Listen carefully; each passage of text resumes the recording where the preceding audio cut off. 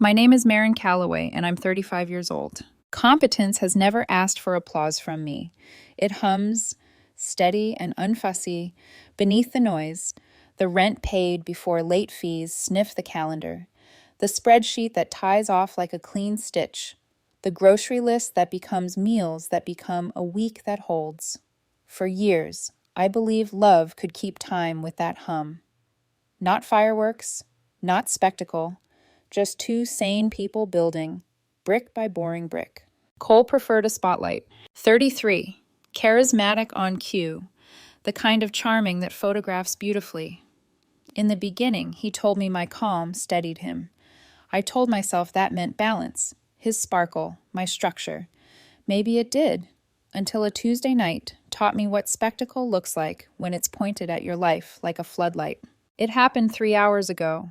I was half watching a documentary about volcanoes, the narrator whispering about pressure building deep under rock. Cole was at a big industry awards dinner for Elysian Events, the company I'd helped him start 5 years ago. Helped, as in $150,000 of my money, and a carefully drafted operating agreement, 70-30 split in my favor, with my initial capital repaid first upon dissolution. I'd grumbled about the legal bill back then. My lawyer, Marcus, told me, "Future you will thank me." He was right in ways I didn't want to test. A notification pinged on my phone, Cole's new post. Not a team photo, not a trophy. A professionally shot picture of him on one knee, holding Aaron's hand. Aaron, 28, his assistant, the one he said had a genius for logistics. A ring glittered on her finger. The caption was a syrupy parade float of hashtags, a night of 1,000 stars, and I caught the brightest one. I said yes, #engaged, #love of my life, #new beginnings. The air left my lungs like someone had opened a trap door. For a full minute, I just stared, my brain refusing the math. Engaged. We share a bed. He kissed me goodbye this morning, a quick, distracted peck I'd filed under busy day. Now I could see it clearly. Not tenderness, but triage. My first impulse was a white-hot surge. Throw the phone, call him, burn the world down. But then the part of me that reconciles data at midnight slid into the driver's seat. Outbursts are messy. Messy CDs control. Strategy keeps it. My fingers moved with the detachment of a surgeon. Screenshot. The photo. The caption. The likes. The list of witnesses. Data is evidence. I tapped the comment box and wrote what I needed to write. Clean, public, surgical. Congrats. Tagging our lawyer. We'll be discussing assets in the morning. Send. I forwarded the screenshot to his parents, David and Margaret. I kept my message spare. I'm sure this is a shock to you as it is to me. I'm so sorry. Then I opened my laptop and, like a ritual, navigated to the folder named Elysian Events, LLC. The operating agreement glowed like a life raft. 70-30, capital repaid first, majority rights, my future self whispering, "Hold steady." The post vanished in under a minute. My phone started vibrating like a broken wing. Cole calling. Then texts. Marin, answer. This is not what you think. Delete that comment now. You're humiliating me. My parents are calling me in tears. Fix this. You're overreacting. You're ruining everything. Not us. Not me. Everything. As in image, bookings, vendors, the delicate web he spun between charm and perception. The final text, before I silenced the phone, showed me the bottom of his delusion. You have some nerve embarrassing me and my future wife like this. Future wife. The words rang inside my skull like a dropped wrench. I looked around the townhouse I'd bought, the one with the tall windows he liked to pose in. The volcano documentary droned on about invisible pressure, how landscapes can look unchanged until they don't. When eruption comes, the narrator murmured, it does not negotiate, it reshapes. My doorbell began a relentless campaign at 2:03 a.m. I watched the porch camera feed instead of answering. Cole paced under the eve light, fury chiseled into his face. He jabbed the bell again. Then he leaned toward the camera, his voice pitched for the mic. Marin, open the door. I did something deliberate then, something I knew would redraw the map. While he stood on my porch, I opened the Smart Lock app and removed his access code and fingerprint. The confirmation dialog read, "Are you sure you want to remove this user?" I pressed confirm. The little hum of competence in my chest sounded like a metronome. I toggled the intercom. "It's 2 in the morning, Cole." His voice was raw. "Let me in, Marin. This is my house." "The title is in my name," I said. "Please leave." "You've blown this out of proportion." It was a private moment taken out of context. "A public engagement announcement is the definition of context," I said, and I was proud that my tone held even while my hands shook. He tried the handle. Then, with theatrical confidence, put his thumb on the scanner. Nothing. He typed his code. The lock chirped a gentle rejection. I watched his pupils dilate with the realization. It wasn't just that I was angry, it was that I was already taking things away. Access, assumptions, leverage. Rage gave way to something truer on his face. Panic. "You changed the code," he whispered, as if the house itself had betrayed him. "You locked me out." "I'm protecting my assets," I said. "You understand assets." The torrent came then. Insults. Accusations. The kind of names that lean on misogyny when charm fails. I cut the intercom and let the porch light burn a circle around him. Eventually, he left. At 8:11 a.m., David called. He has the voice of a headmaster who believes the school is his living room. "Marin, this public display, it's graceless." "With respect, David," I said, "your son posted his engagement to another woman while living in my home and running a company I majority own. Grace is no longer on the table," he flipped. "He's a mess," David said, softening. "He made a terrible mistake." "It wasn't one mistake," I said. "It was 1,000 of them arranged into a plan. The lying, the ring, the post, the caption. That's not a slip. That's a project schedule." He exhaled. "What about the business? Don't ruin him over this." "The business is a legal matter," I said, and ended the call. By afternoon, the first dirty trick arrived. A bank alert buzzed. $2,800 charge on the Elysian Events debit card, a luxury handbag store. Because it was debit, it cleared instantly. Adrenaline punched through my composure. I called the bank, reported the card stolen, began the freeze. While the fraud department droned through steps, another alert flashed. Declined. $5,000 at a travel agency. I was late for the purse, just in time for the vacation. Small loss, big lesson. They were going scorched earth. I documented everything. Timestamp screenshots, call logs, the merchant names. I saved the bank emails to the Elysian evidence folder and synced it to Marcus's client portal. Each entry, a nail in a crate I refused to carry myself. That night, the house felt newly accurate, rooms widening around the things I'd removed. I made tea. I stood by the window, the city humming like a distant machine. Somewhere across town, Cole was calling himself a fiancé. Somewhere across town, he was telling someone I had overreacted, that I'd humiliated him, that this wasn't what it looked like. He had no idea the ground beneath him had already turned to slurry. When the second call from Margaret came, tearful, pleading, I let it roll to voicemail. I sat back at my desk and opened the operating agreement again, reading the lines that mattered until they etched themselves across the inside of my skull. 70-30, capital repaid first, majority rights retained by Marin Calloway. Pressure builds in silence, then it chooses a path. I picked mine, the week unspooled like thread from a spool someone else was yanking. By Monday, the divorce petition was filed, Marcus moving with the quiet efficiency of someone who keeps a go-bag under his desk. "Expect noise," he warned. "An escalation. Do not respond in kind. Feed me evidence. Feed them silence." Noise arrived on schedule. Cole's story, varnished for sympathy, made the rounds among mutuals. In his version, I was a controlling harpy who weaponized contracts and trapped a free spirit in spreadsheets. He pointed to my public comment as proof of my instability. Some people believed him. Pain isn't just hurt. It's the audit of who rushes to reconcile against you. Then came the smear campaign he didn't bother to hide. Anonymous accounts in the event planning sphere muttered that I'd stolen a brand that was never mine, that I was a numbers ghoul who resented Cole's artistry. The posts dripped with the kind of faux feminist framing that flatters a man for centering his heart. Aaron's friends signal boosted with performative sighs. So messy, so sad when women can't support love. I wrote down usernames and links, saved them as PDFs, and didn't flinch. Data is evidence, not oxygen. Cole pivoted to operations like he had rehearsed it.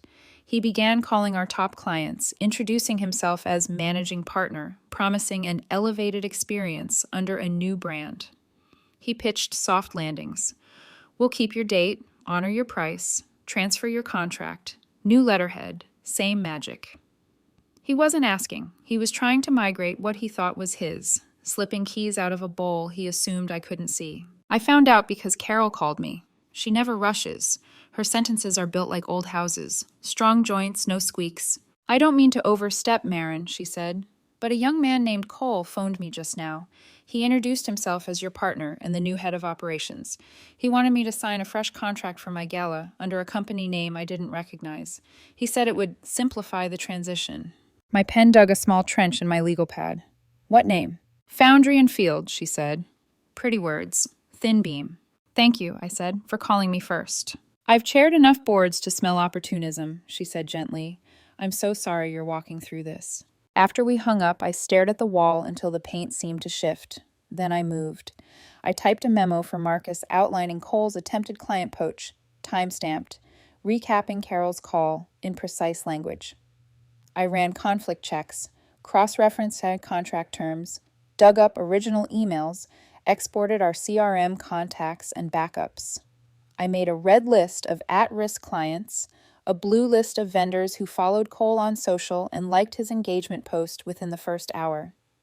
I couldn't stop the back-channel gossip, but I could map the terrain it was traveling across. The digital war was worse. The Instagram account, the website, the Facebook page, all of the brand's arteries were still tied to Cole's personal recovery email. We had set it up together years ago, after a fight about trust that now felt embarrassingly quaint. He hadn't posted anything since the engagement chaos, but subtle edits appeared like fingerprints dusted in light. Older captions revised to scrub my name, comments praising my early investments quietly disappeared, and a new bio blurb crowned him founder, visionary, heart of Elysian. I tried a password reset and got the polite digital equivalent of a slap on the wrist. A code has been sent to the recovery email. I did what I had been doing for days. I documented screenshots, timestamps, a folder named Public Face Manipulations. I was deep in the cloud archive, hunting for 3-year-old retainer statements. When luck did the thing it only does for people who refuse to blink. A spreadsheet surfaced in the morass. Business passwords, XLSX. It was dated 2 months into the company's life, when Cole believed process made him sophisticated. I opened it with the kind of caution you use to lift a lid off a pot that might hiss back. There it was, the original Instagram login and the first email we'd use for admin, plus archaic access keys for Wix and the Facebook Business Manager. Most of them would be dead fossils, but the Instagram entry had a note. Keep this until after 10K followers, then rotate. We'd never rotated. We'd been too busy performing growth to secure it. My hands didn't shake. My breath did. I tried the credentials. Logged in. The page breathed open like a door that had been closed for years. A modest rush of endorphins hit the edges of my vision. Capture the flag. Then discipline took over. I changed the password to a string no one could guess in 1,000 years, toggled 2-factor authentication to my device, replaced the recovery email with a secure address, and printed a QR backup. Then I scrolled. He hadn't deleted the old highlights where I filmed behind-the-scenes chaos from our first wedding together. The cables snaking like vines, him grinning through sweat, me crouching on the floor with a receipt printer and a prayer. The comments were a history of a company that had both of us in it. He had tried to edit me out. The feed refused. I posted nothing. I didn't grandstand. Control is best announced in court, not in captions. On the website, the recovery routes were more elaborate, but not impossible. The old admin email still forwarded to my archive and buried in a dusty welcome message was a link to owner transfer. I initiated it and redirected the domain's registrar to my account. I took screenshots of every panel before I touched anything. If challenged, I wanted a movie of each click. At 3:14 a.m., my phone lit. Login attempt from unknown device, Instagram. I declined it. 10 seconds later, another. Decline. Then a text from Cole. unpunctuated rage spilling over. You had no right. Give me my account back now, or I will ruin you. I took a breath. I opened a new email to Marcus, attached the flood of alerts as Exhibit D, unauthorized digital access attempts, and went to bed. Morning delivered money tricks like sleight of hand performed in bad light. Another bank alert, this time an attempted wire from Elysian's operating account to Foundry and Field LLC in the exact amount of a retainer we'd received last week. The wire failed. The account was frozen under my prior instruction. I called the bank and spent 30 minutes confirming dual signature enforcement, a feature I'd activated back when Love was naive enough to believe nuisances would be external. I kept a running log. 0817. Attempted wire. Failed. Screenshot. Bank confirmation saved. 0902. Vendor text. He says you're out. New management coming. Save. 1045. Email from Aaron. First contact ever. For the sake of the brand we built together, please relinquish the socials. You're hurting bookings. PDF. 11:30. 2 Instagram DMs from brides asking if their dates are still safe. Empathetic replies with booking confirmation numbers. CC to Marcus. 12:05. Anonymous Reddit thread screenshots calling me a cold investor who sabotaged Love. URLs and archive links saved. When the panic hit, because it did, like a weather system, I let it arrive. My hands went cold. My teeth clicked once against each other. I made tea. I read the operating agreement out loud like an oath. 70/30. Capital repaid first. It felt less like money and more like rebar inside concrete, the thing that holds when the surface hairlines. At 2:22 p.m., Carol again. I've received a new proposal from a Field and Foundry. Interesting inversion, she said dryly. They've undercut your price. We'll honor our contract, I said, and if you want to move, we'll release your date without penalty. A pause. I want competence, she said, not a circus. After we hung up, I stared at the Elysian logo on my screen. It was delicate and airy, the kind of typeface that doesn't believe anything heavy will ever be asked of it. I realized two things at once. I could own something I wasn't built to run, and I didn't have to run it alone.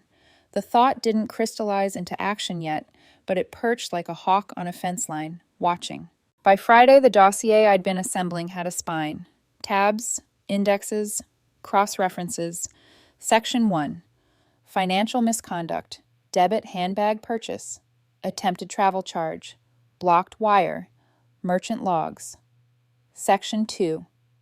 Client interference, call summary with Carol, draft contracts from Foundry and Field, date/time metadata. Section 3. Digital manipulation, bio edits, comment deletions, recovery email takeover attempts, admin logs. Section 4. Defamation and smear, anonymous posts, handles, and amplification paths. Section 5. Access revocation, smart lock removal, recorded porch conversation, timestamps. I delivered the entire package to Marcus, both in his portal and as a hard copy couriered with a chain of custody receipt.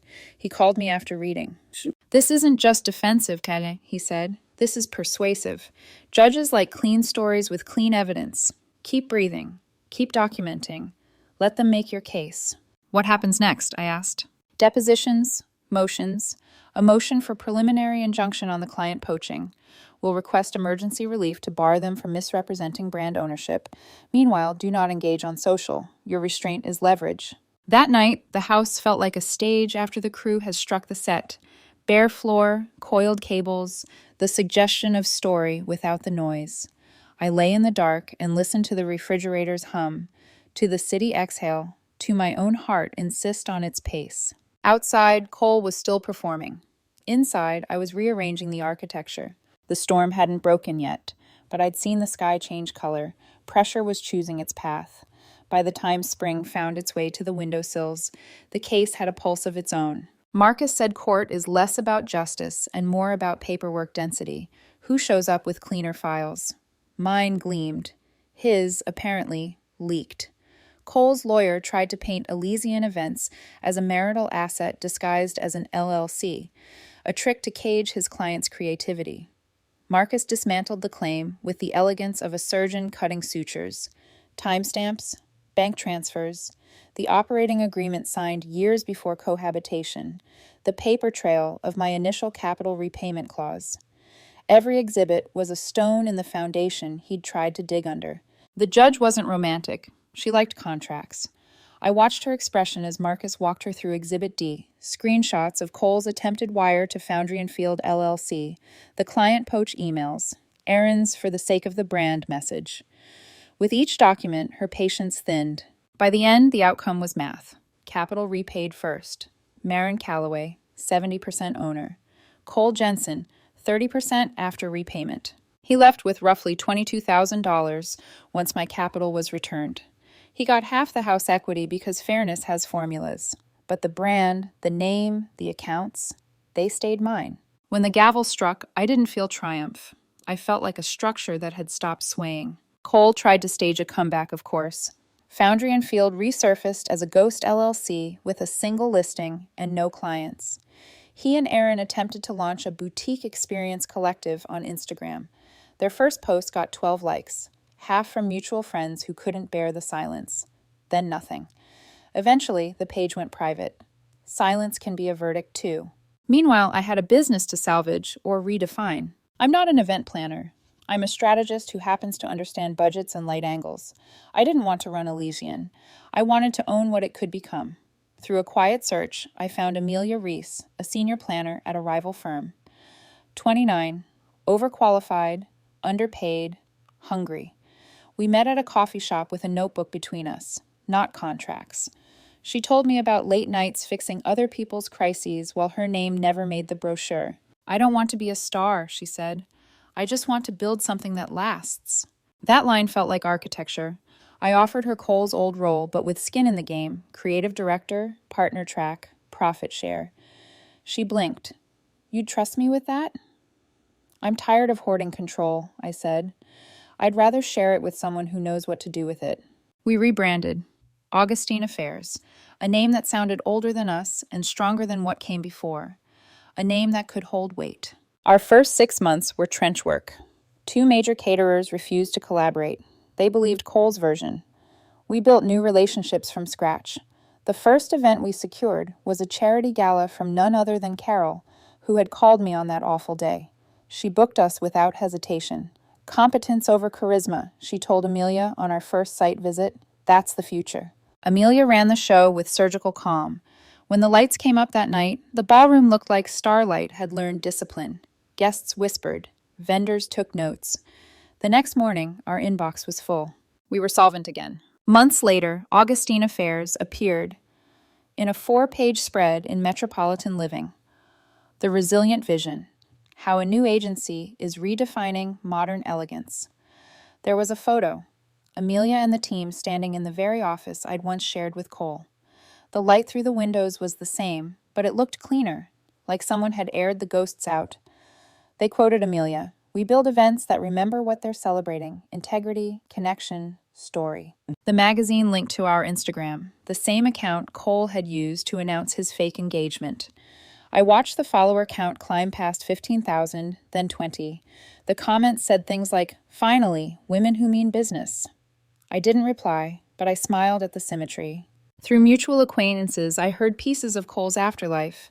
His and Aaron's relationship crumbled under debt and dwindling reputation. He sold his car to cover rent.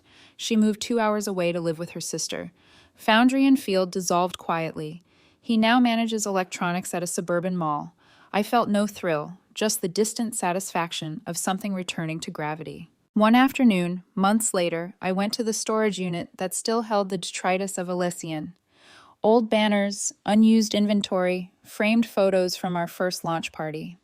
I stood there for a while, tracing the line between what we built and what survived. Competence, I realized, isn't just stability. It's refusal. It's choosing not to collapse, even when the story begs for spectacle. I sold the house, bought a small condo overlooking the river.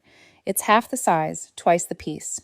I kept the old Elysian key in a drawer, not as sentiment, but as reminder. Access is power, and power is a choice. Some nights I log into the Augustine Affairs dashboard just to check metrics, not out of obsession, but gratitude. I see invoices clearing, contracts signed, timelines humming. I see Amelia's notes in the shared drive.